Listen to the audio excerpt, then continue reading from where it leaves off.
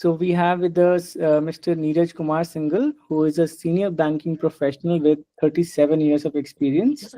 Mr. Neeraj Kumar Singhal is a seasoned banker with 37 years of leadership in a reputed nationalized bank, where he held key roles such as branch head, lead district manager, and deputy zonal manager.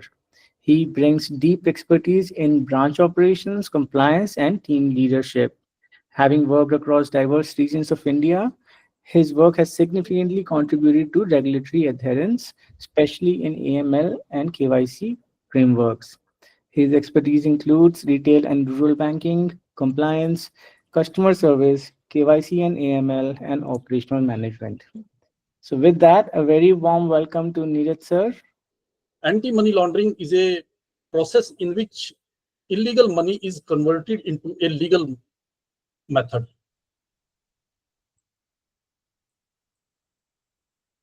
It involves laws, regulations, and procedures to prevent criminals from disguising illicit funds. The Anti-Money Laundering Act came into being in 2002, and several laws were formed, regulations came into being, and procedures to prevent criminals for disguising illicit funds were stopped. तो अभी तक आप जो पिछले sessions में ये समझ ही चुके होंगे कि एंटी मनी लॉन्ड्रिंग का मतलब क्या है। जैसे कि मनी लॉन्ड्रिंग, आप लॉन्ड्रिंग का मतलब जैसे कि आप कहीं कपड़े धुलाई के लिए देते हैं, उसी तरह से कुछ इलीगल लोग, कुछ जो गलत लोग हैं, वो मनी को लॉन्ड्रिंग का काम करते हैं, यानी कि पैसे की धुलाई का काम करते हैं और ब्लैक मनी को व्हाइट मनी में लॉन्डर करते हैं, उसकी ब्लैक मनी को व्हाइट मनी में लॉन्ड्रिंग का काम करते हैं। I hope कि I speak much in Hindi, you will be understanding that. Is Hindi okay to all of you? Yes sir, थोड़ा मिक्स ही चल रहा है, तो हिंदी इंग्लिश दोनों ठीक है सर। राइट सर, ठीक है सर। तो डेफिनेशन ऑफ मनी लॉन्ड्रिंग जो है वो मनी लॉन्ड्रिंग एक्ट 2002 में बताई गई है, और it means money laundering is the process of disguising legally obtained money as legitimate income. Money laundering का मतलब ये है कि ब्लैक मनी को व्हाइट मनी में कन्वर्ट करना, और where criminal generate revenue through illegal activities. इसमें जो क्रिमिनल्स हैं वो इलीगल एक्टिविटीज से पैसा जनरेट करते हैं, सच एज ड्रग ट्रैफिकिंग से, करप्शन से, फ्रॉड से, टैक्स इविजन से, टेररिज्म फाइनेंसिंग से। To prevent authorities from tracking these funds, they employ various techniques to clean the money and integrate into the formal economy. अब देखिए कि जो black money है वो इलीगल मीन्स से हासिल की गई है, तो उसको इमीडिएटली यूज में नहीं ला सकता है कोई भी क्रिमिनल, क्योंकि वो अगर वो उस मनी को यूज करेगा, then he will be caught by the investigating agencies. वो इन्वेस्टिगेटिंग एजेंसीज के पकड़ में आ जाएगा और उसको ब्लैक मनी को वो यूज करना उसके लिए खतरनाक हो जाएगा। इसलिए वो क्या करता है कि उस ब्लैक मनी को व्हाइट मनी में अपीयर करने की कोशिश करता है थ्रू वेरियस मेथड्स, जिनको हम आगे चल के पढ़ेंगे। तो ये स्लाइड में देखिए आप, व्हाट इज मनी लॉन्ड्रिंग, ये डिस्क्राइब किया गया है। इलीगल और डर्टी मनी को लीगल व्हाइट मनी में कन्वर्ट किया जाता है, इसी को मनी लॉन्ड्रिंग बोलते हैं। Money laundering is the process by which illegal funds and assets are converted into legitimate funds and assets. Illegal funds को legitimate funds में तब्दील किया जाता है various methods के द्वारा। तो इसको हम मनी लॉन्ड्रिंग का ये डेफिनेशन है। और मनी लॉन्ड्रिंग जो है, अब नेक्स्ट स्लाइड में देखिए कि money laundering generally refers to washing of the proceeds और प्रॉफिट्स जनरेटेड फ्रॉम। ये 9-10 तरीके यहाँ पर बताए गए हैं जिनसे कि मनी लॉन्ड्रिंग को, मनी को जनरेट किया जाता है। जैसे कि किडनैपिंग है, एक्सटॉर्शन है। एक्सटॉर्शन मींस कि फिरौती, ये हफ्ता वसूली जिसको बोलते हैं, उसके थ्रू पैसा इकट्ठा करना, ब्राइवरी, घूस लेना, भ्रष्टाचार करना, gambling, robbery, cheating, counterfeit counterfeiting and forgery, यानी कि जाली नोट बनाना, उससे जो रेवेन्यू इकट्ठा हुआ, उनसे पैसा जो इकट्ठा हुआ, वो भी एक ब्लैक मनी का सोर्स है। टेररिस्ट एक्टिविटीज भी एक ब्लैक मनी का सोर्स है। स्मगलिंग एक ब्लैक मनी का सोर्स है। और ड्रग ट्रैफिकिंग और उसके बाद प्रोस्टिट्यूशन, ये जो 8-9 तरीके बताए गए हैं, ये कानूनन मान्य नहीं है। इनसे जो पैसा इकट्ठा किया जाता है उनको वो ब्लैक मनी के रूप में इकट्ठा हो जाता है। अब उसको यूज करना है, डायरेक्टली कोई भी क्रिमिनल उसको यूज नहीं कर पाता है, तो उसके लिए वो मनी लॉन्ड्रिंग का मेथड यूज करता है, यानी कि उस पैसे को अब वो धुलाई करके व्हाइट मनी बनाएगा। तो इस प्रोसेस को हम आगे पढ़ेंगे, जैसे जैसे स्लाइड्स आगे चलेंगी वैसे वैसे आपको और समझ आता जाएगा। तो ये इस स्लाइड में बताया गया है कि किस तरह से इस ब्लैक मनी की जो प्लेसमेंट किस तरह से सिस्टम में की जाती है, उसका 3 प्रोसेस यहाँ पे बताए गए हैं: प्लेसमेंट, लेयरिंग एंड इंटीग्रेशन। ये भी डिटेल में हम आगे आपको पढ़ेंगे कि किस तरह से जो ब्लैक मनी है वो placed into the system to make it white.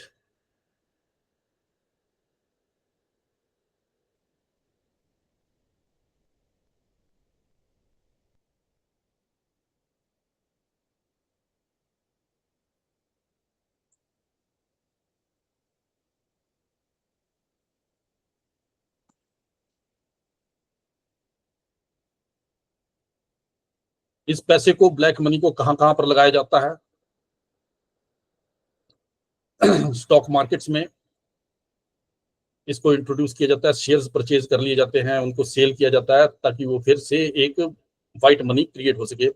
Agriculture products में इस ब्लैक मनी को यूज किया जाता है, as there is no income tax and mostly the transactions are no cash basis and the transactions are on mostly on cash basis. क्योंकि agriculture products में जो पैसा एग्रीकल्चर में जो पैसा यूज होता है ब्लैक मनी का, वो ज्यादातर टैक्स फ्री होता है, यानी कि एग्रीकल्चरल इनकम में गवर्नमेंट ऑफ इंडिया द्वारा नो टैक्स के दायरे में आता है एग्रीकल्चरल इनकम। तो इस तरह की जो इनकम है, ब्लैक मनी को एग्रीकल्चरल प्रोडक्ट्स में इंट्रोड्यूस करके और उसको फिर सेल करके जो कैश को अपनी इनकम दिखाया जाता है और उसको एज ए व्हाइट मनी फिर यूज किया जाता है। प्रॉपर्टी में पैसा लगाया जाता है, क्रिएटिंग बोगस कंपनीज बनाकर उनमें पैसा लगा दिया जाता है। Showing loans, fake loans show किए जाते हैं कि भी हमने लोन ले रखे हैं, और उस पैसे को वहां पर यूज किया जाता है। False export import invoices, export import invoices के द्वारा भी पैसे को, ब्लैक मनी को व्हाइट मनी में बदला जाता है। तो ये सभी चीजें हम डिटेल में आगे 1 बाय 1 पढ़ेंगे, लेकिन थोड़ा सा आपको एक यहाँ पे इंट्रोडक्शन मैं दे रहा हूँ कि मनी लॉन्ड्रिंग कैसे का ट्रेंड जो है वो किस तरह से बढ़ता चला जा रहा है। आप यहाँ पर देखेंगे कि 2024 में जो मनी लॉन्ड्रिंग का जो कारोबार था देश के अंदर, वो $67 मिलियन का था, लेकिन जो अब बढ़कर उसके बढ़ने का ट्रेंड चला हुआ है, तो 2027 में ये कहाँ तक पहुंच जाएगा, इसकी कल्पना इस स्लाइड के द्वारा की गई है।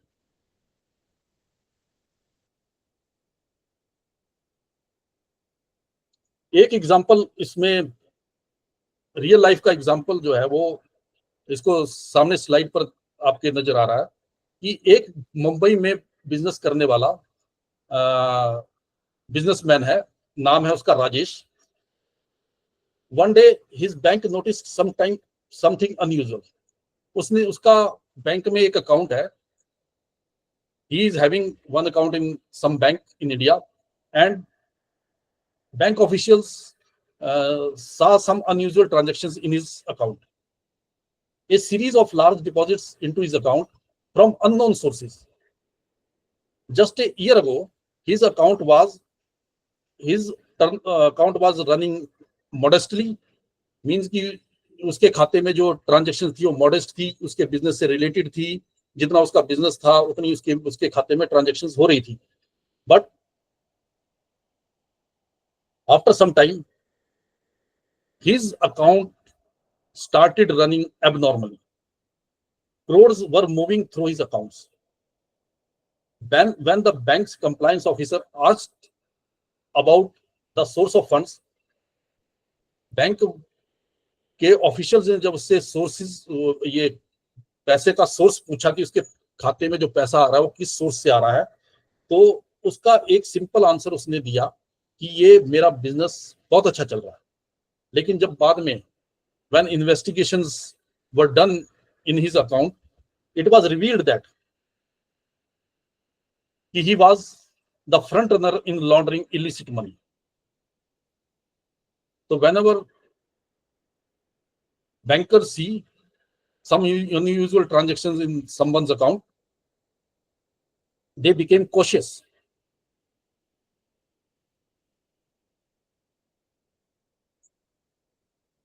This is how money laundering often begins.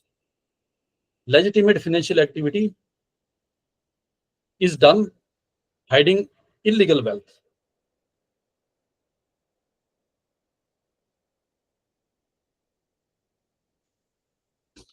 What is money laundering?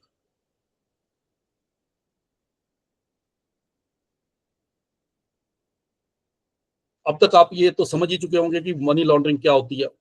Process of converting illegal money into legitimate income, यानी कि ये it is a method of converting illegal money into legitimate income. Money laundering के द्वारा ये show किया जाता है कि अपनी गैर कानूनी कमाई को किस तरह से सही साबित किया जा सके। सोर्सेज इंक्लूड, और इसमें जो सोर्सेज है वो मैं आपको जैसे बताया गया है कि ड्रग ट्रैफिकिंग है, करप्शन है, टैक्स इवेजन है, टेररिज्म फाइनेंसिंग है, और इनको जो प्रिवेंट करना है तो इलीगल इनकम को ट्रेस करके ही इसको प्रिवेंट किया जा सकता है। Why do criminals लॉन्डर money? अब मनी लॉन्ड्रिंग क्यों करते हैं criminals? Criminals cannot use illicit money freely without attracting attention. Without attracting attention, criminals cannot use illegal money. They avoid detection by financial and law enforcement agencies. यानी कि वो इस तरह से काम करते हैं कि लॉ enforcement agencies की उन पर नजर ना पड़े। If someone suddenly starts spending large sums without a legitimate income sources, tax authorities, financial institutions, and law enforcement agencies become suspicious. Laundering money enables criminals to avoid detection by authorities, यानी कि authorities उनको वो इस तरह से काम करते हैं कि authorities उनको डिटेक्ट ना कर पाए और वो अपने इलीगल फंड्स को शक की निगाहों से दूर रखें, यानी उनको पर कोई सस्पिशन रेज ना हो सके।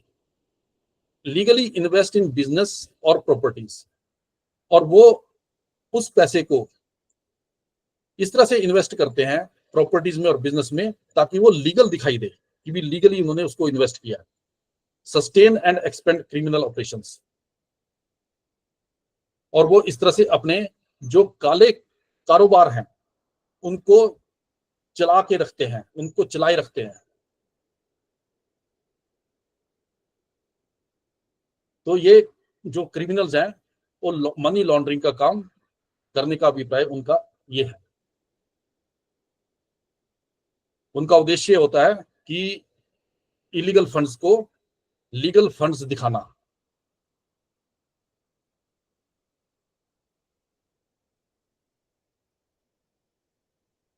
The impact of money laundering on the Indian economy, Indian economy पर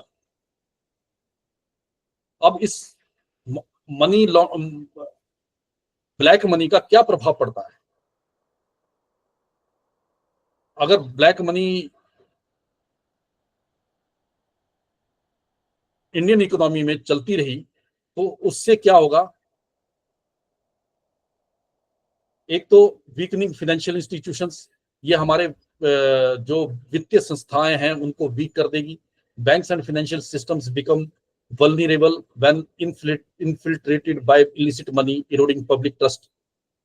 Even public trust in financial institutions will also become weak, and this will weaken our banks and financial system also, encouraging crime and corruption. The use of black money will also weaken crime, encourage crime and corruption. Easy access to laundered funds emboldens criminals to expand their activities, and this will encourage also to embolden and criminals to expand their activities. Criminals will expand their activities, distorting the economy. The use of black money will also distort the economy. When black money enters the system, it creates artificial inflation and price distortions in real estate, stock markets and essential commodities. इससे क्या होगा कि सभी चीजों की कीमतें बढ़ने लगेंगी, रियल एस्टेट में की कीमतें बढ़ने लगेंगी, मकानों की, जमीनों की कीमतों में भारी उछाल आ जाएगा ब्लैक मनी के यूज से। स्टॉक मार्केट में भी शेयर्स की कीमतें बहुत ज्यादा बढ़ जाएंगी अगर स्टॉक मार्केट में ब्लैक मनी का यूज किया जाता है तो, और एसेंशियल कमोडिटीज की भी कीमतें बढ़ने लगेंगी। तो इसलिए ब्लैक मनी पर काबू कंट्रोल करना बहुत ही आवश्यक है, बहुत जरूरी है। It is essential to control the supply of black money in the economy, disrupts economic equality and fair competition. और जिसके पास ब्लैक मनी होगी तो ये इकोनॉमिक इनइक्विलिटी भी होगी वहां पे, और एक फेयर कंपटीशन की भी बहुत कमी रहेगी, क्योंकि जिसके पास ब्लैक मनी होगी वो तो सबसे आगे ही निकल जाएगा ना पैसे का, अपनी ब्लैक मनी का यूज करके। लॉस ऑफ गवर्नमेंट रेवेन्यू, तो मनी लॉन्ड्रिंग का एक इंडियन इकोनॉमी पर एक मेजर इम्पैक्ट ये भी पड़ेगा कि इससे जो, क्योंकि टैक्स अथॉरिटीज से इसको ब्लैक मनी को बचाया जाता है, इस पर टैक्स नहीं पे किया जाता है। The government loses revenue affecting public welfare schemes, और जिससे कि जो पब्लिक के लिए सरकार द्वारा वेलफेयर स्कीम्स चलाई जाती हैं वो भी इफेक्ट होती है। तो साथियों, अब तक आपको इन स्लाइड से ये तो पता लग ही गया होगा कि ब्लैक मनी क्या होती है और ये किस तरह से हासिल करते हैं क्रिमिनल्स इसको, और इसको वाइट किस बनाने के लिए वो इसको ऐसे शो करेंगे कि it is a white money. इसको बनाने के लिए, वाइट मनी को बनाने के लिए वो मेथड्स जिसको हम आगे पढ़ेंगे अभी, तो वो किस तरह से यूज इसको मेथड्स को वाइट बनाने के लिए करते हैं।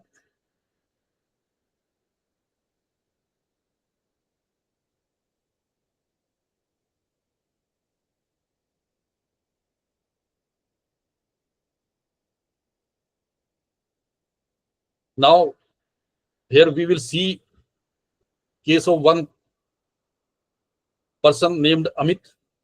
He is a shopkeeper in Delhi, or suddenly he got various luxury assets to his as a owner. उसके पास ये लग्जरी एसेट्स अचानक कैसे आ गए, जब वो एक सिंपल शॉपकीपर है दिल्ली के अंदर और एक नॉर्मल लाइफ, अभी तक तो एक नॉर्मल लाइफ ही वो व्यतीत कर रहा था, अचानक वो कुछ लग्जरी एसेट्स परचेज कर लेता है। तो ये पाया गया कि उसके खातों की स्टडी के बाद की भी he was adding a criminal syndicate in laundering money. तो वो मनी लॉन्ड्रिंग में एक क्राइम सिंडिकेट को असिस्ट कर रहा था। He was assisting A crime syndicate in laundering money. His case illustrates the 3 key stages of money laundering. उसके case को पढ़कर पता लगता है कि वो किस तरह से 3 स्टेजेस में रहकर अपना काम चला रहा था। तो ये अब वो हम देखेंगे कि किस तरह से मनी को, ब्लैक मनी को प्लेस किस तरह से किया जाता है, how black money is placed into the system.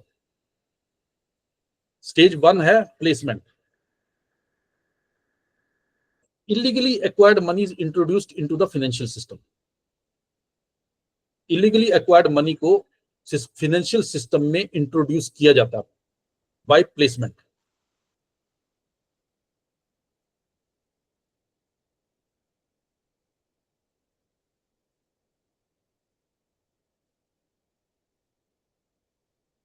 Where illegally acquired cash is introduced into the financial system, this is often done through small bank deposits, real estate investments or using intermediaries.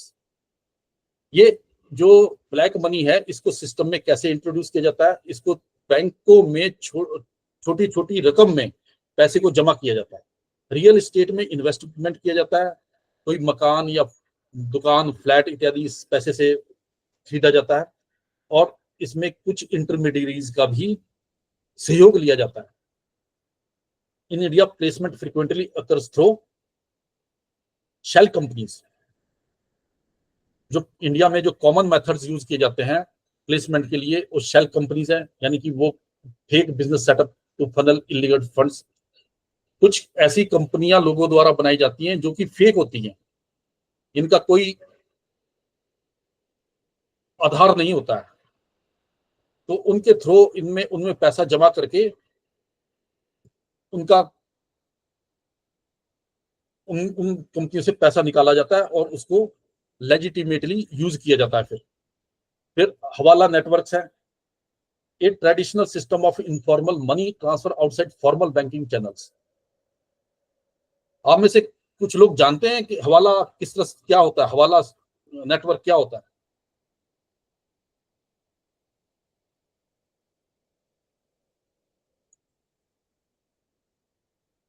हवाला network किस तरह से काम करता है?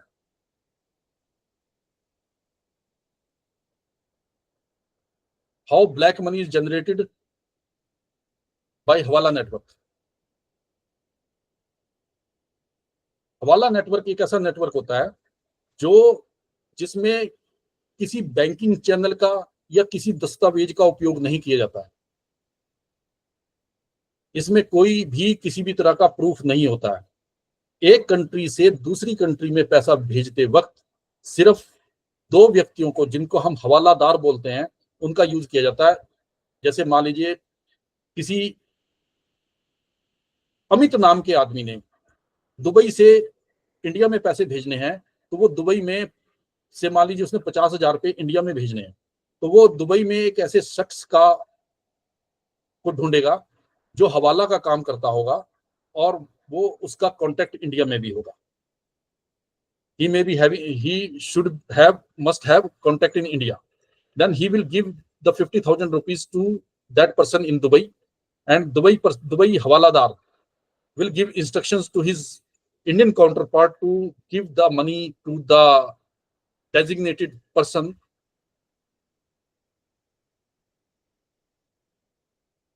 means the beneficiary.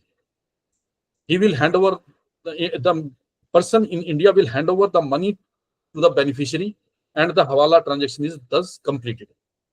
This is called hawala. This is a traditional system of informal money transfer outside formal banking channels. इसमें banking channels का या किसी लिखाई पढ़ाई का या किसी दस्तावेज का यूज नहीं किया जाता है। इसका कोई सबूत होता नहीं है, इसलिए इसमें बहुत से लोग मतलब इसमें कोई पकड़ में भी नहीं आता है। थर्ड है बल्क कैश डिपॉजिट्स।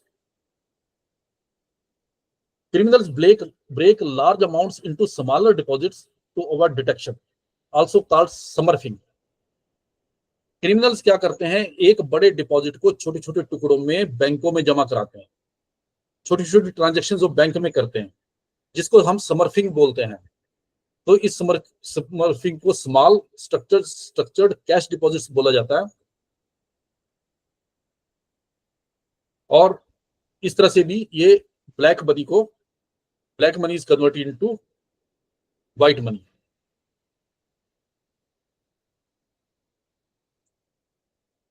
एक one more method example has been illustrated by an example. Mumbai real estate firms showing fake property sales.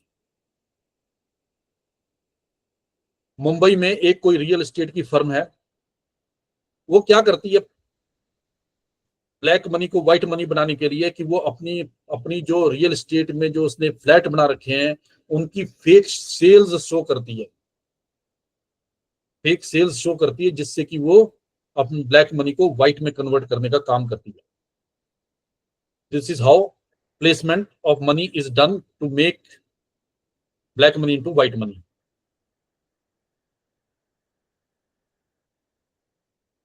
Second है layering. Now placement of money is done. Second thing is layering. Layering means obscure the original origin of illicit funds, कि जो illicit funds को obtain करने का जो origin है उसको मिटा देना, यानी कि वो जो गैर कानूनी रूप से जो पैसे प्राप्त हुए हैं, जो कमाई प्राप्त हुई है, जो इनकम प्राप्त हुई है, उसके ओरिजिन को खत्म कर देना। इसका तरीका क्या, लेयरिंग का क्या मेथड जो है क्रिमिनल्स द्वारा अपनाया जाता है, they usually do multiple bank transfers, domestic and international। Bank में पैसा जमा करवाते हैं और उसको छोटी छोटी ट्रांजेक्शन में डोमेस्टिकली, कभी राम को कभी शाम को, और इस तरह से कई लोगों को ट्रांसफर किया जाता है पैसा। और दूसरा तरीका purchase of high value assets, जैसे कि उनके द्वारा हाई वैल्यू एसेट्स परचेज किए जाते हैं और उसमें गोल्ड है, गोल्ड और लग्जरी कार्स और आर्ट से रिलेटेड पेंटिंग्स वगैरह परचेज की जाती है। Once the money enters into the financial system, जब प्लेसमेंट हो गई, ये सेकंड स्टेज है लेयरिंग की।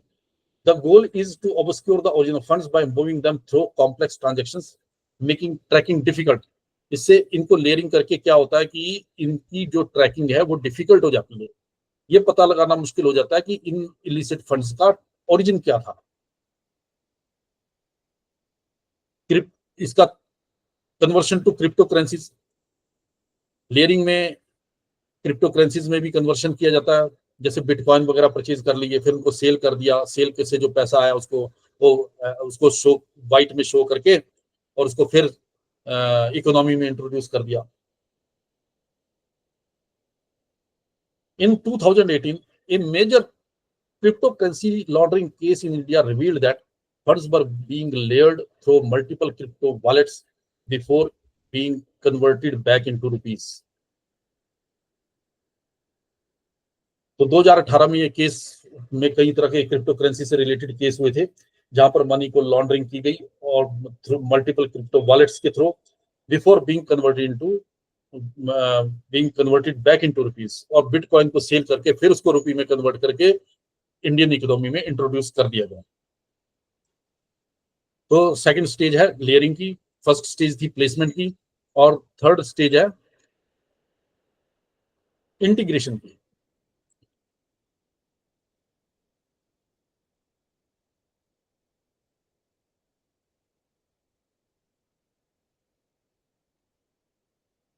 जैसे कि इसको लेयरिंग को हम ऐसे भी समझ सकते हैं कि लेयरिंग में जैसे कि एक बॉलीवुड का अभिनेता होता है, वो 30 सेकंड के अंदर अंदर 5 बार अपनी ड्रेस बदल लेता है और उसका जस्ट अब जो उसका एम होता है वो just to confuse the villain को कंफ्यूज करने का ही उसका उद्देश्य होता है। तो इस तरह से लेयरिंग को हम इस प्रकार भी समझ सकते हैं कि जो ये मल्टीपल बैंक ट्रांसफर्स की जाती है, हाई वैल्यू एसेट्स या गोल्ड या लग्जरी कार्स परचेज की जाती है, क्रिप्टो करेंसी में पैसा लगाया जाता है, तो दैट लेयरिंग इज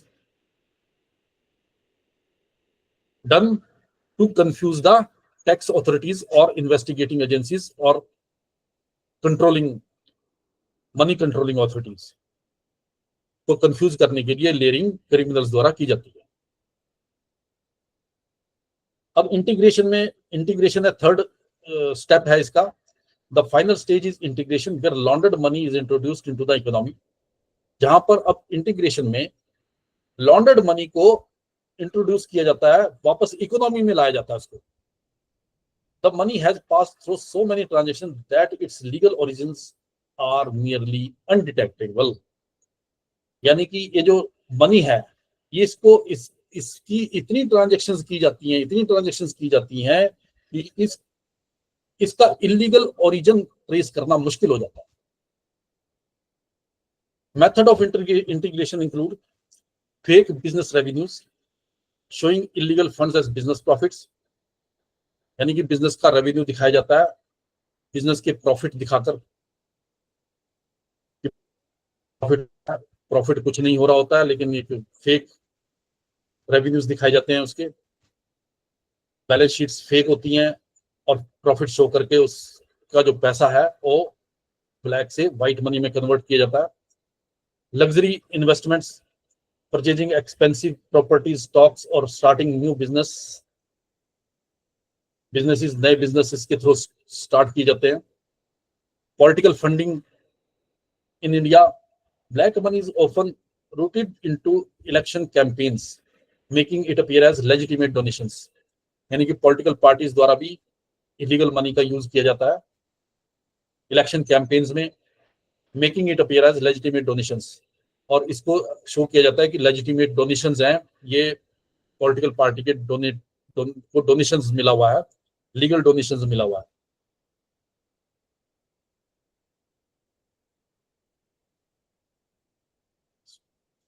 नाइनटीन 92 में एक बहुत बड़ा स्कैम हुआ था इंडियन स्टॉक मार्केट में, where illicit money was injected into stocks, जहां पर इलिसिट मनी, इलीगल मनी को स्टॉक मार्केट में इंट्रोड्यूस किया गया था। आपने भी उस स्कैम का नाम सुना होगा, उस 1992 का स्कैम है वो।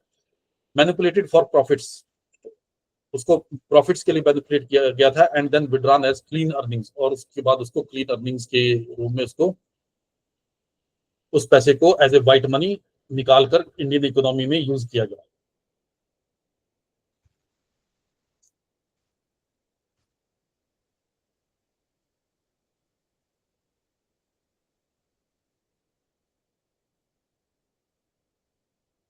लॉन्डर्ड मनी के बारे में यह भी कहा जाता है, वो लॉन्डर्ड मनी कहती है यू कांट कैच मी, कि तुम मुझे नहीं पकड़ सकते। I have been to more places in a week than most people travel in a lifetime, मैं एक हफ्ते में ही इतने स्थानों से होकर गुजरी हूं कि लोग अपने जीवन भर भी उन स्थानों पर नहीं जाते। तो दैट इज कि भी उस एक ही हफ्ते में वो इतनी बार अपना स्थान बदलती है ये लॉन्डर्ड money. The 3 stages of money laundering, placement, layering and integration, allow criminals to operate under the radar, often unnoticed until a major scandal breaks. Understanding these stages helps authorities and financial institutions develop more effective countermeasures to combat money laundering. लेकिन एक कहावत है ना कि criminal कितना भी बचे, police उसको आखिर पकड़ ही लेती है। तो वही मनी लॉन्ड्रिंग करने वालों के हाल है कि वो कितना भी प्लेसमेंट करें, लेयरिंग करें या इंटीग्रेशन करें, लेकिन वो एक राडार के अंडर काम करते हैं। वो तब तक अननोटिस्ड रहते हैं जब तक कि उनको कोई स्कैंडल का ब्रेकआउट नहीं होता है, वो तब तक अननोटिस्ड रहते हैं। लेकिन जैसे ही कुछ पता लगता है तो उनको वो फाइनेंशियल अथॉरिटीज से बच नहीं सकते।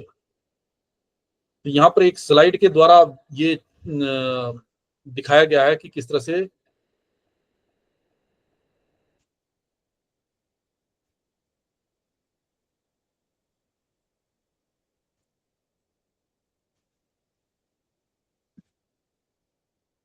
ये देखिए, इस स्लाइड में देखिए कि किस तरह से प्लेसमेंट की जा रही है,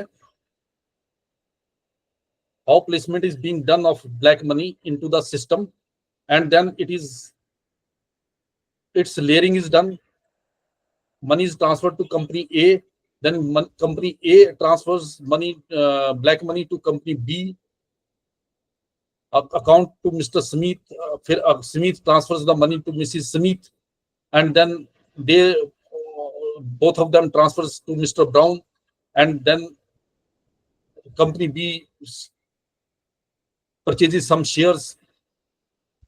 After then they sell shares, deposit to they purchases some property by mortgage, and they sell the property, buys company B buys some term deposit out of the black money and then redeems term deposit.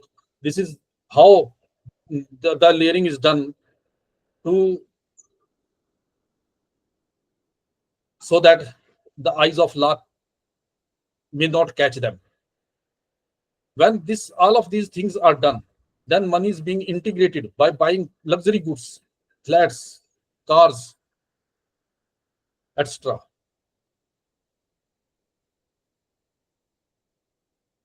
So in this slide, it has been shown that how laundering of money is done.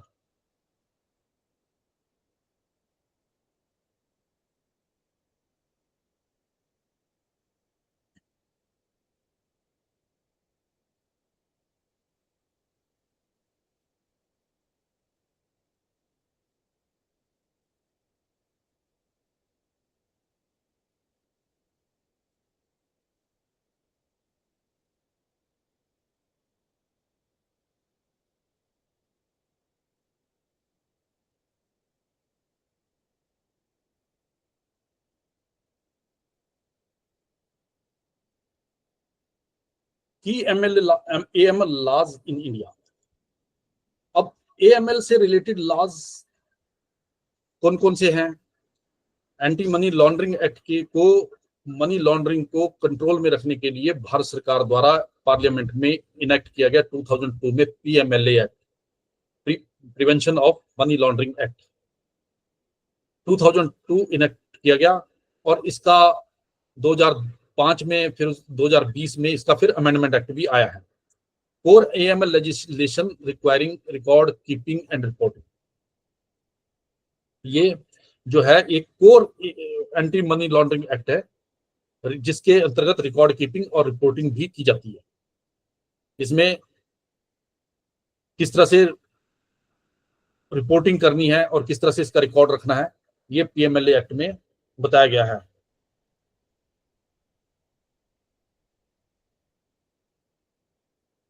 This is India's primary law against money laundering. It mandates financial institutions to maintain records, report suspicious transactions, and take action against offenders. और जो offend करते हैं उसके लिए उसको क्या सजा मिलनी चाहिए, इसका भी प्रावधान PMLA एक्ट 2002 में किया गया है। इसमें एक FIUIND का गठन किया गया है। It is a government agency which collects and analyzes suspicious transaction reports from banks and institutions. अगर कोई बैंकर किसी खाते में कोई सस्पिशियस ट्रांजैक्शंस ऑब्जर्व करता है, then he can report these transactions to FIUIND. FIU means Financial Intelligence Unit, India. Or the report is called STR. STR means Suspicious Transaction Report.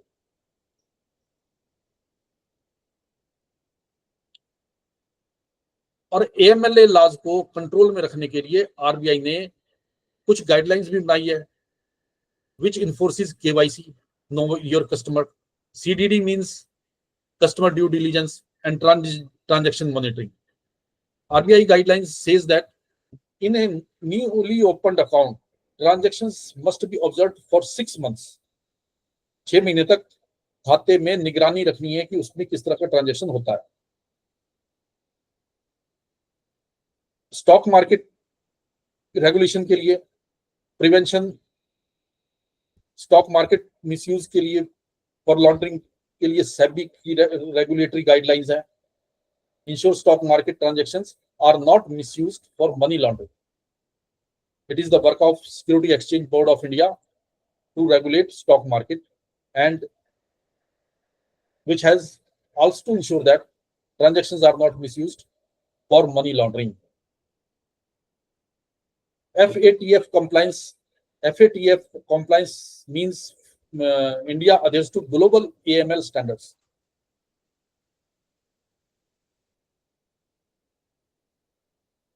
India obeys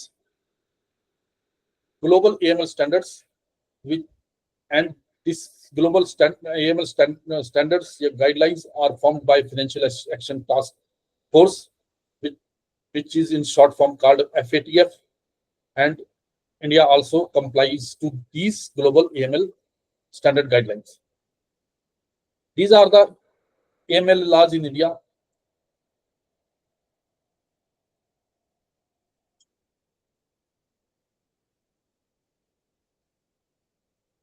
By which money laundering is being kept into control in India.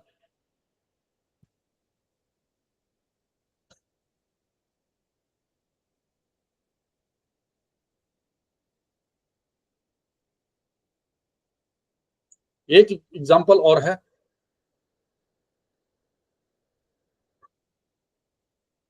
Ramesh एक person है जो पुणे में रहता है और mid level employee है. Ramesh is a mid level employee working in Pune in some company.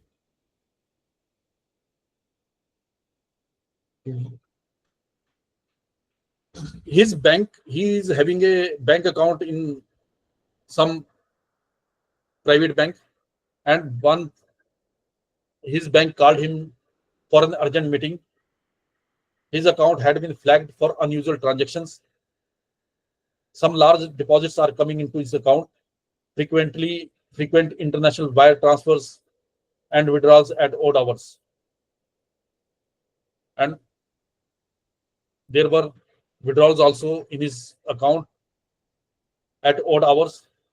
The bank's officials suspected money laundering and called him for inquiry. Ramesh said he is not having any knowledge about these transactions. Investigating agencies ultimately found that identity of Ramesh had been stolen and used by a criminal network to launder money. The good news is that strict and regulations, due to these regulations, fraud was detected at an early stage.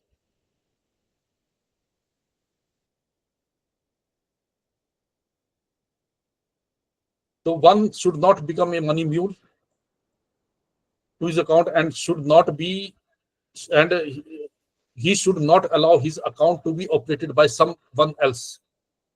Some people in the country give their ATM cards to somebody else to operate their account, and their account is misused by them by doing cyber frauds also. Any form of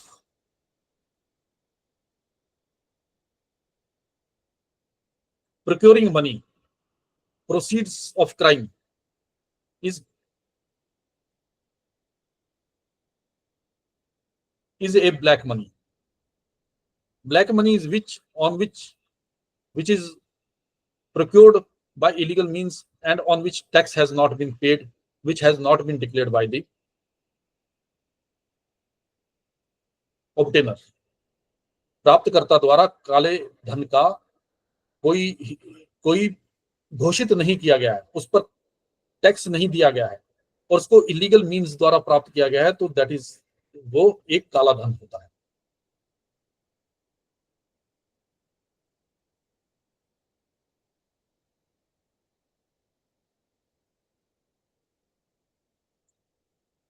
role of banks and financial institutions. अब इस काले धन को उपज से रोकने के लिए बैंकों का और फाइनेंशियल इंस्टीट्यूशंस का क्या रोल है? First line of defence against money laundering. तो ये these banks and financial institutions are the first line of defense against money laundering. They are the first line who can defend money laundering. They can prevent money laundering, but by taking some steps. They are required to apply KYC norms strictly. Banks should adhere to KYC norms strictly and obtain the identity and the address proof of the applicants,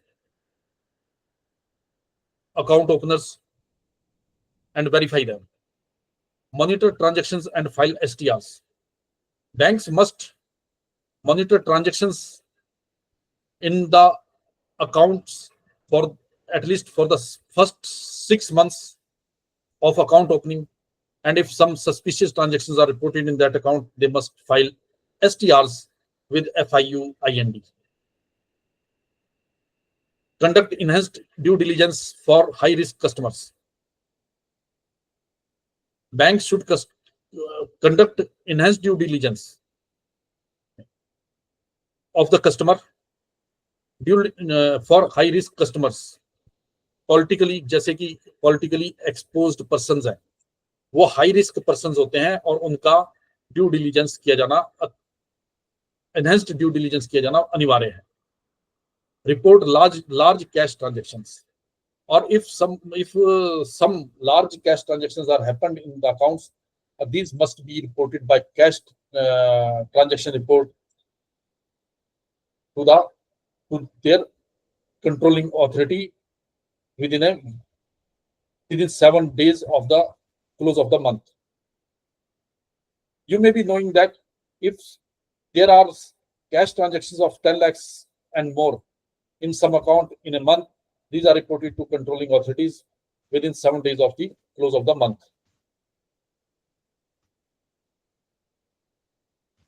These are the methods how the banks and financial institutions can help in stopping money laundering by the criminals.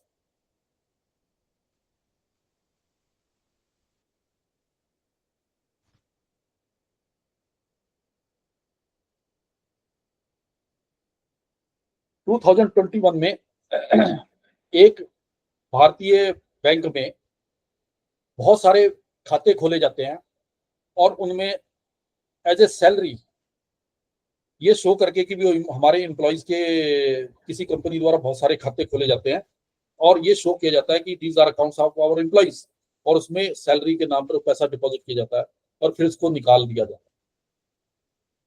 तो these are the methods used by some companies to launder the illicit funds, whereby they do fake business transactions, fake salaries, give salaries to employees who do not exist. This happens where banks do not follow KYC norms and fake accounts are opened in the name of persons, non-existent persons.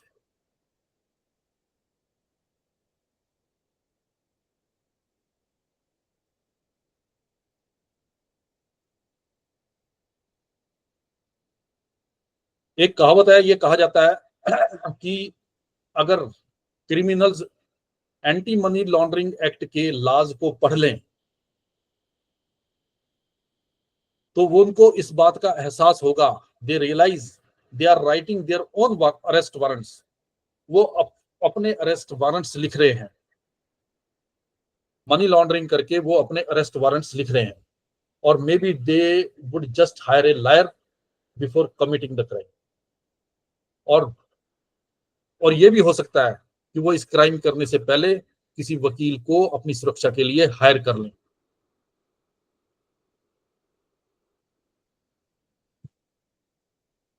जो भी criminal ये money laundering का काम कर रहा है उसका एक ना एक दिन पकड़ में आ जाना अवश्यम भावी है.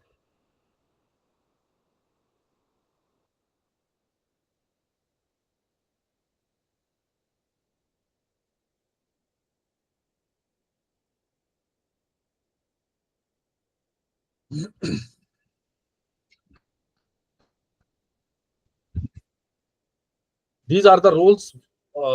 These were the rules banks are adopting to prevent money laundering.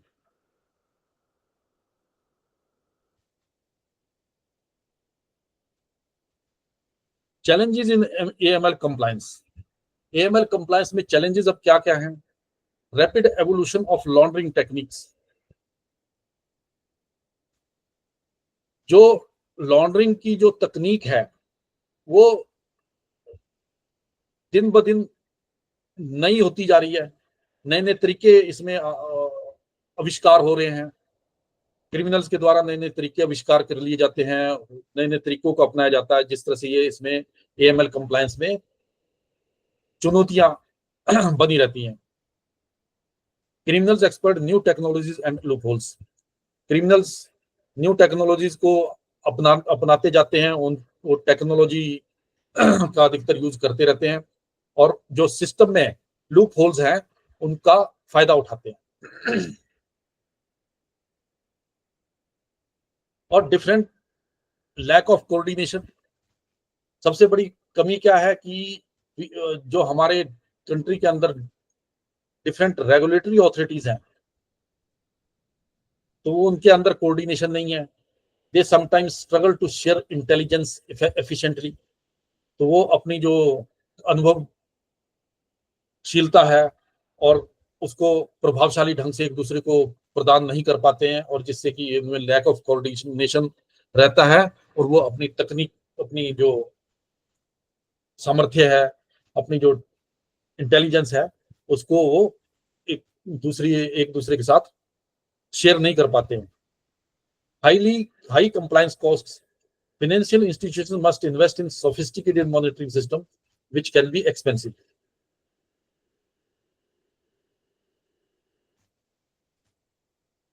तो इसका कंप्लायंस का कॉस्ट भी अधिक है।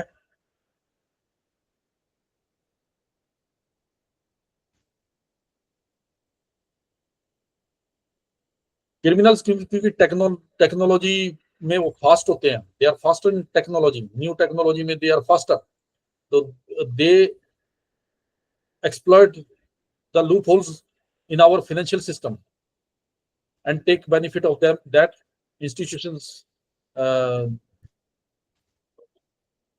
one of in cryptocurrencies, when the criminals use cryptocurrencies to launder money, digital assets make it easier for criminals to move money undetected. So these are the cryptocurrency is also one of the method to convert illegal money into legal money.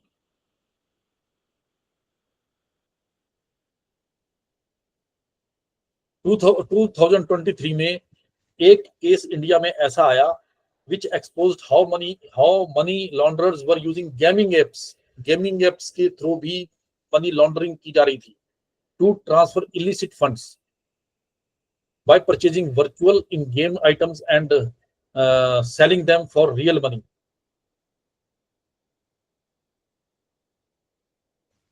They bypassed traditional banking system. Gaming apps के through पैसा लगाकर और उसमें वो कुछ वस्तु purchase करते थे उसमें गेमिंग ऐप के थ्रू, और फिर इसको सेल कर देते थे और वहां पर उनको रियल मनी मिल जाता था, जिससे दे बाईपास्ट ट्रेडिशनल बैंकिंग सिस्टम, और जिससे उनको ट्रेडिशनल बैंकिंग सिस्टम को उन्होंने सरपास किए करते थे वो इस तरह से।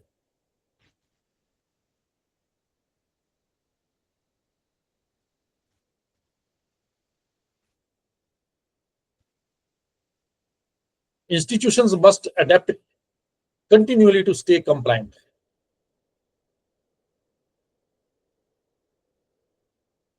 इंस्टीट्यूशंस को, जो फाइनेंशियल इंस्टीट्यूशंस हैं, उनको बताया गया कि वो कंप्लायंट रहें, एएमएल की जो गाइडलाइंस हैं, रूल्स हैं, उनको कंप्लाई करें कंटिन्यूअली, तो वो ही एएमएल गाइडलाइंस का पालन हो सकता है, एंटी मनी लॉन्ड्रिंग एक्ट का पालन हो सकता है और मनी लॉन्ड्रिंग से बचा जा सकता है। क्रिमिनल्स को मनी लॉन्ड्रिंग से रोका भी जा सकता है।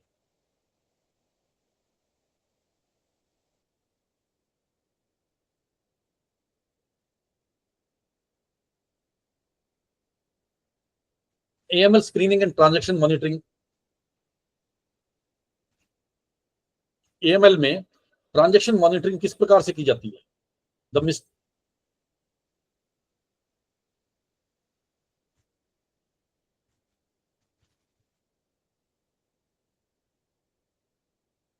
एक व्यक्ति को बैंक से फोन आता है कि और उसको ये बोला जाता है कि you are having several accounts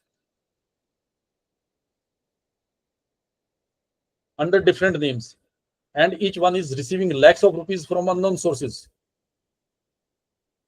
एक कस्टमर को बैंक ऑफिशियल फोन करता है कि आपके नाम से कई खाते बैंक में हैं and each one is receiving, और उस हर एक खाते में लाखों के हिसाब से पैसा आ रहा है और सोर्स का कोई पता नहीं कहां से पैसा आ रहा है।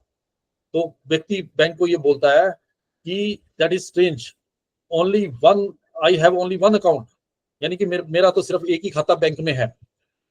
इससे ये पता लगता है कि जो व्यक्ति की जो पैन कार्ड की डिटेल है और या उसके आधार कार्ड की जो डिटेल है वो मिसयूज की जा रही है, और उससे जो है ना कोई व्यक्ति उसकी इस डिटेल्स को लेकर कोई उसके नाम से फेक खाते खोल रहा है और उसमें इलिसिट मनी का उपयोग कर रहा है। Thanks to advanced AML screening and transaction monitoring, the fraud was caught before the criminals could clean out the accounts. तो ये फ्रॉड भी ये जो फ्रॉड है ये बैंक के चौकन्ना होने के कारण एकदम प्रकाश में आ गया, came into light this case, and the money laundering has been stopped by the bank officials in this case before the criminals could clean out the accounts.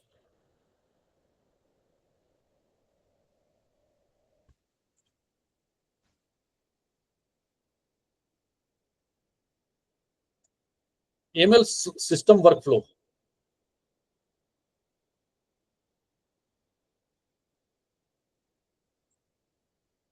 Data integration, sources in transaction records, customer profiles, watch list.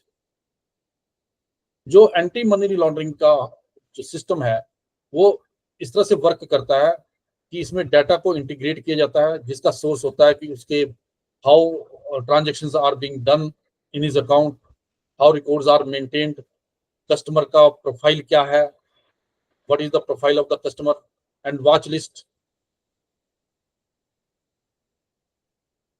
List में ये OFAC and financial action task force आ गए जिनके through उसके खाते पर नजर रखी जाती है।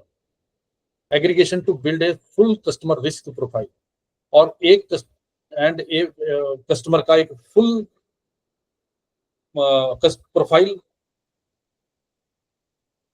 इसके द्वारा तैयार किया जाता है ताकि उस जो AML का सिस्टम है वर्कफ्लो वो स्मूथली वर्क करे, कि उससे इससे ये पता लगा सके कि उसका ये 3-4 चीजें हैं कि ट्रांजैक्शंस, उसका रिकॉर्ड, कस्टमर का प्रोफाइल, जिस तरह से एंटी मनी लॉन्ड्रिंग का सिस्टम वर्क करता है।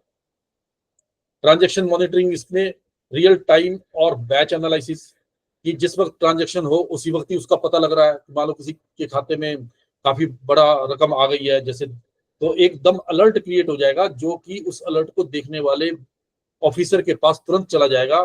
और या फिर वो जो ट्रांजैक्शन मॉनिटरिंग है वो बैचेस में भी की जाती है कि जैसे आधे आधे घंटे में जो ट्रांजैक्शन हो रही हैं उनको बैच वाइज एनालाइज किया जाए कि ये ट्रांजैक्शन जेन्युइन बिजनेस की है या नहीं है। Rule based checks for red flags, और हाई वॉल्यूम ट्रांजैक्शंस की जो ट्रांजैक्शंस है जहां पर रेड फ्लैग किया गया है उनको रूल बेस्ड आधार पर उनको चेकिंग की जाए। तो ये एंटी मनी लॉन्ड्रिंग का सिस्टम इस प्रकार से वर्क करता है। ये रेड फ्लैग करके भी इसको चेक किया जा सकता है और बैच वाइज भी उसको चेक किया जा सकता है और रियल टाइम में भी इसको चेक किया जा सकता है। ये 3-4 सिस्टम इकट्ठे ही वर्क करते रहते हैं सिस्टम को के वर्कफ्लो को एनालाइज करने के लिए। AML सिस्टम के वर्कफ्लो को इस प्रकार से वर्क करता है।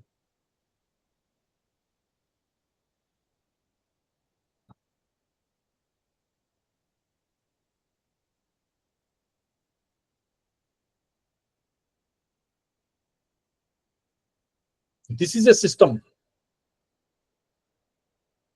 in detecting and preventing money laundering activities.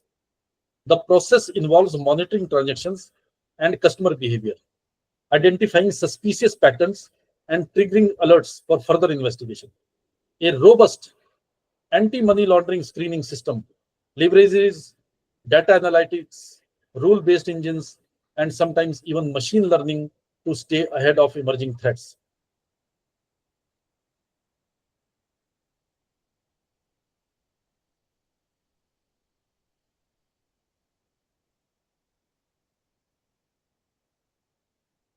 So these are the methods to analyze uh, the quality of transaction, whether it is doubtful or a genuine business transaction, to how it is identified in under money laundering activities.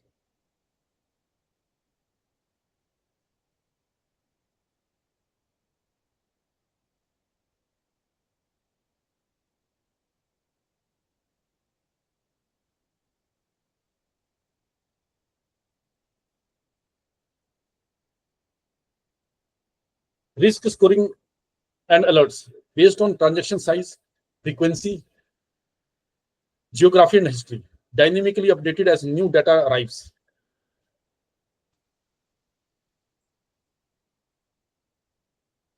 जो risk scoring है वो कि risk how we judge whether a transaction is risky or money or in where money laundering has been done in related to money laundering. We judge it by its size, frequency, geography, from which country the transaction has been generated, and its history, dynamically updated as new data arrives. और इसको update कर दिया जाता है इसके risk scoring को when new data arrives dynamically.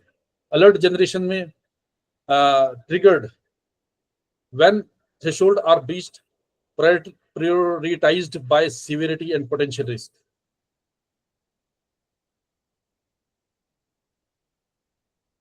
Or when some doubtful transaction arises, alert is generated when threshold is breached,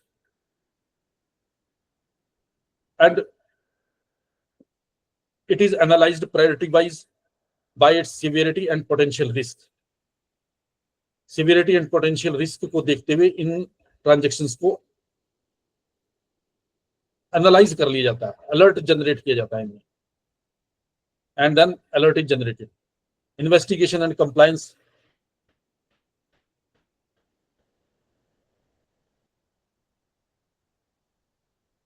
the role, इसमें एक और चीज है कि इसमें आर्टिफिशियल इंटेलिजेंस का और मशीन का भी उपयोग हो रहा है. Learning in AML monitoring, anti money laundering को मॉनिटर करने के लिए artificial intelligence and machine learning is being used. Traditional transaction monitoring was manual, but today artificial intelligence and machine learning are changing the game. These technologies help by identifying patterns humans might miss. जो machine या जो human being miss कर दिया उसको artificial intelligence से या फिर machine learning से उसको पकड़ा जा रहा है. रिड्यूसिंग फॉल्स अलार्म्स, और फॉल्स अलार्म्स इससे रिड्यूस किए जा रहे हैं मशीन लर्निंग से और आर्टिफिशियल इंटेलिजेंस से. प्रिडिक्टिंग सस्पिशियस बिहेवियर, और सस्पिशियस बिहेवियर को प्रिडिक्ट किया जा रहा है. Challenges in screening and monitoring.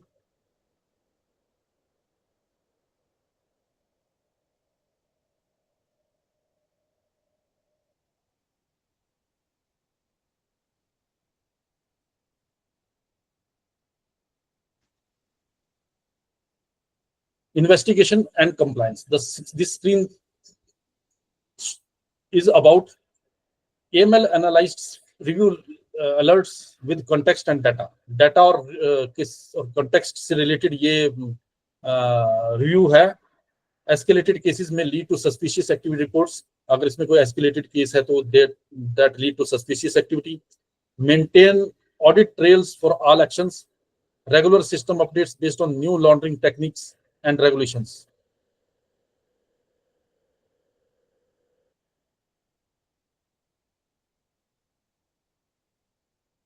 और इसमें रेगुलर सिस्टम को भी अपडेट किया जाता है based on new laundering and techniques regulations के साथ साथ।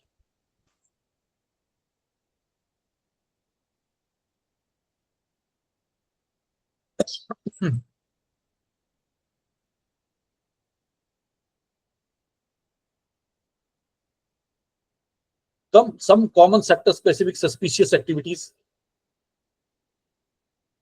This is role of technology speeds up monitoring and reduces manual errors.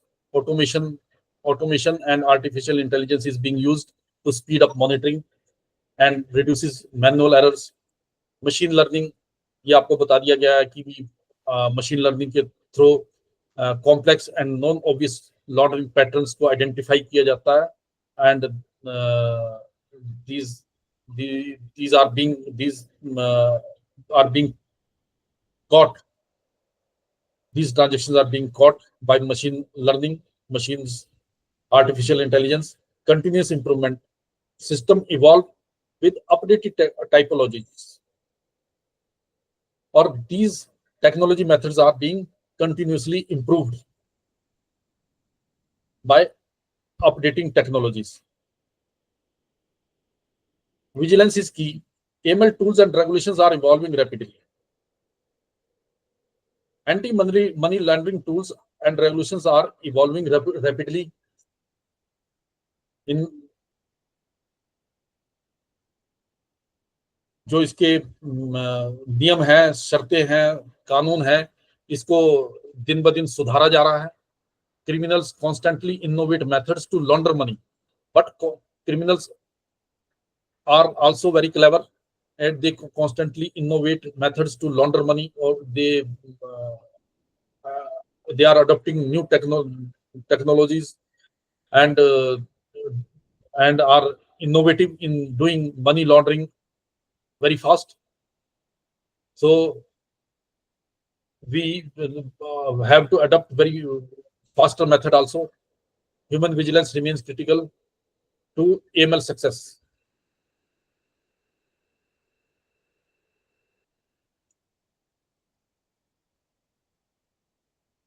Banking and financial services में जो मनी लॉन्ड्रिंग की जाती है, sudden by sudden large cash deposits that are quickly withdrawn or transferred, customers refusing to provide KYC details or giving inconsistent information, transactions involving dormant or newly opened accounts with no history of such activity. So these are the methods being done in banking system for money laundering. Real estate में जो money laundering के methods adopt किए जाते हैं वो है buying high value properties in cash without proper documentation, rapid resale of properties without any logical business purpose, a person purchasing multiple properties under different names, बेनामी property जिसको बोलते हैं, एक बेनामी प्रॉपर्टी आदमी परचेज करता है, एक ही व्यक्ति दूसरे के नाम से जो प्रॉपर्टी परचेज करता है उसको बेनामी प्रॉपर्टी बोलते हैं, और it means the black money has been used for the purchase of that property. Stock market में इन्वेस्टमेंट्स की जाती हैं, कैसीनोस एंड गेमिंग में, ई कॉमर्स में e commerce and digital payments की जाती है. तो ये ब्लैक मनी को यूज करने के मेथड्स हैं.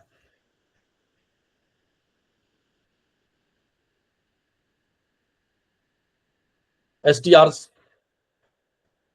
Suspicious transaction report, financial intelligence unit को और कैश ट्रांजैक्शन रिपोर्ट 10 लाख रुपए से ऊपर की अपने कंट्रोलिंग अथॉरिटी को एक महीने के अंदर अगर कोई 10 लाख रुपए से ऊपर की जो ट्रांजैक्शन होती है उसको अपनी कंट्रोलिंग अथॉरिटी को देनी होती है.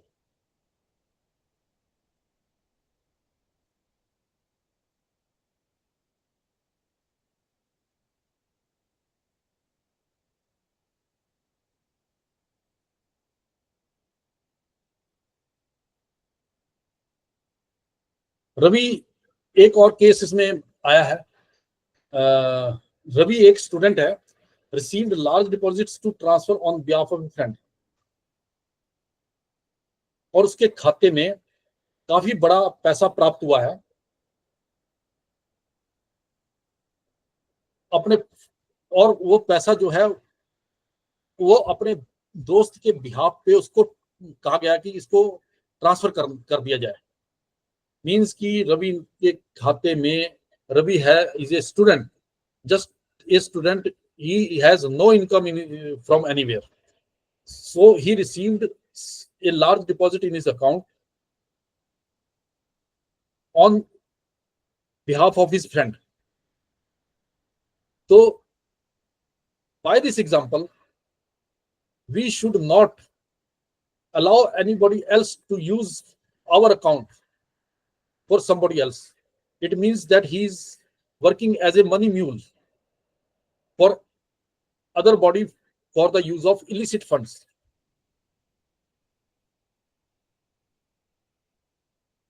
कई गरीब लोग लालच में आ जाते हैं और उनको लालच दिया जाता है कि आप हमसे इतने पैसे हर महीने ले लिया करो और आपका खाता हम चलाएंगे, तो वो उस खाते का दुरुपयोग करते हैं, मिसयूज करते हैं। दे सच पीपल, उनके खाते में पैसा आता है और अल्टीमेटली वो तो पकड़े जाते हैं, लेकिन जो मिसयूज करने वाला वो पकड़ में नहीं आता।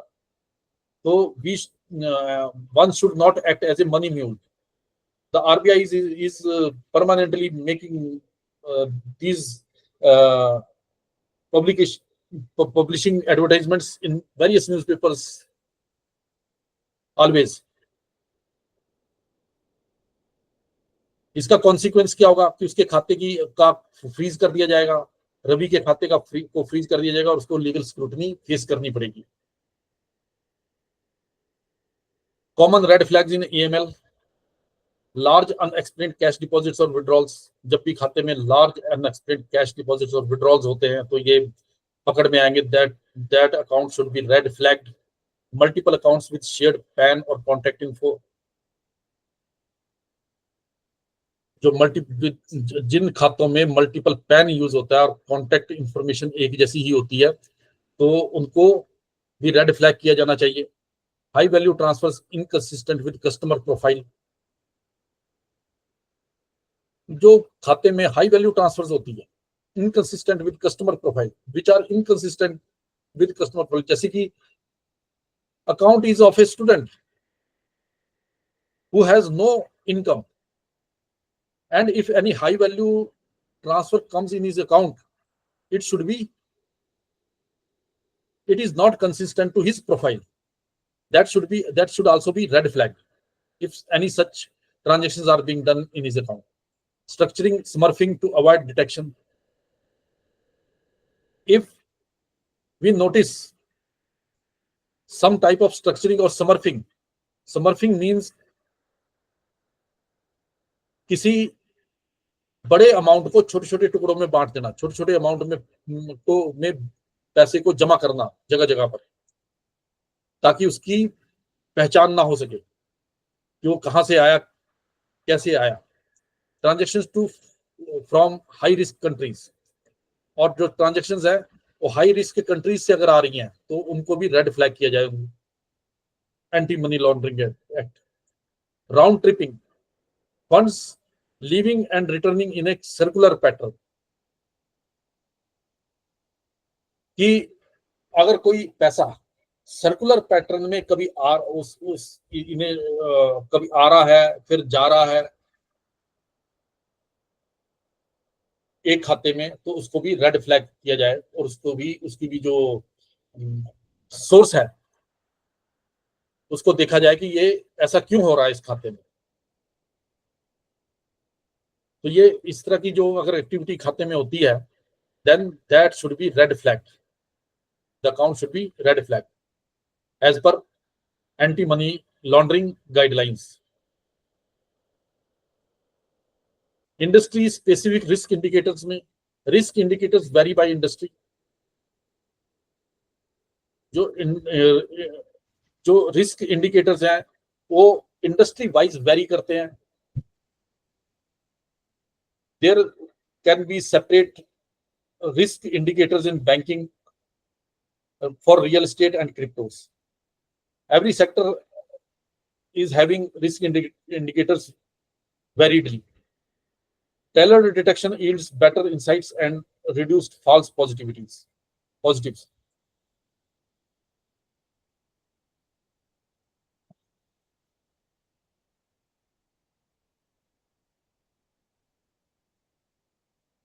एग्जाम्पल इसका दिया गया है real estate firms misreporting sale values.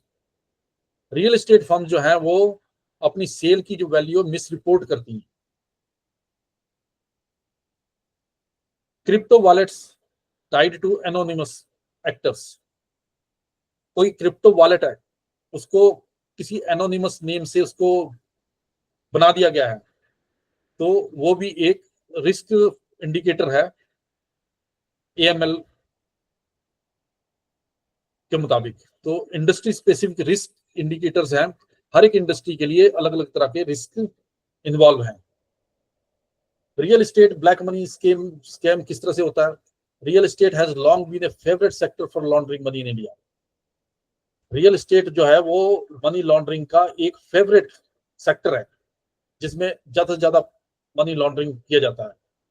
In A 2018 case, A group of developers was caught in inflating property prices to absorb black money। 2018 में एक घटना घटित हुई हिंदुस्तान में, जहां पर जो रियल एस्टेट के बड़े बड़े डेवलपर थे उनको पकड़ा गया, जो वो ब्लैक मनी को अब्सॉर्ब करने के लिए उन्होंने अपनी प्रॉपर्टी की प्राइसेस बहुत अधिक बढ़ा दी थी। Here's how they did it. A buyer with black money approached the developer। उन्होंने किस प्रकार से किया उन्होंने ऐसा? A buyer with black money approached the developer। The property price was overinflated, so the excess black money could be paid off the books। एक खरीदार जिसके पास ब्लैक मनी थी, उसने बिल्डर को कांटेक्ट किया। जो प्रॉपर्टी की प्राइस थी वो बहुत ज्यादा इन्फ्लेटेड थी, इसलिए उसकी उस प्रॉपर्टी को परचेज करने के लिए वहां पर ब्लैक मनी का इस्तेमाल के चांस थे, जो कि ब्लैक मनी बुक्स में नहीं आनी थी। और बाद में वही प्रॉपर्टी बहुत ही कम कीमत पर बेच दी गई, and the money was shown as a capital loss to avoid taxes. और जो उसमें जो घाटा हुआ उसको कैपिटल लॉस के द्वारा दिखा दिया गया। The case led to stricter real estate compliance and property transaction monitoring. तो रियल एस्टेट की कंप्लायंस के बाद के लिए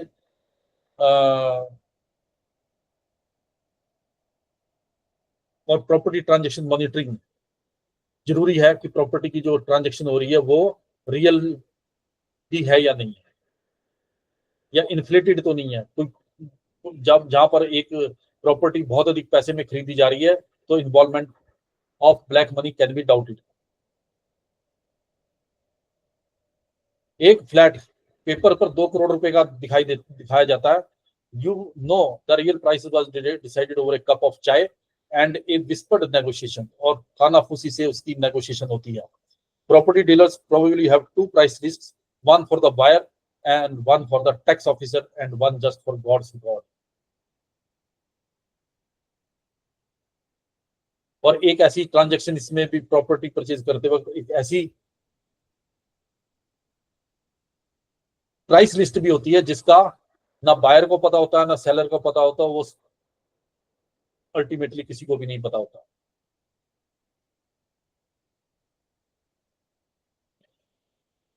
तो साथियों, ये था हमारा एंटी मनी लॉन्ड्रिंग के बारे में एक जानकारी।